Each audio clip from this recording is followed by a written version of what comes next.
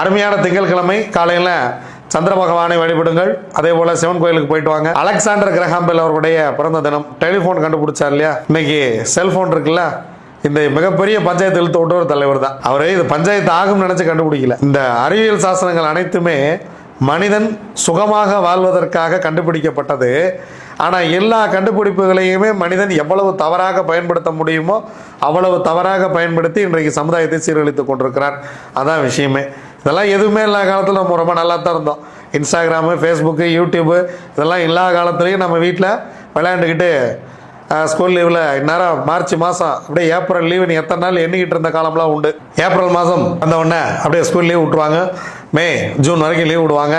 கிள்ளித்தண்டா விளையாட, கோரிக்குண்டு விளையாட, பண நொங்குல வண்டி செஞ்சு விளையாட, ஆகா ஓஹோன்னு தான் இருந்தால் இப்போ தான் எல்லாமே மாறி எல்லாமே இந்த கைக்குள் வந்து விட்டது.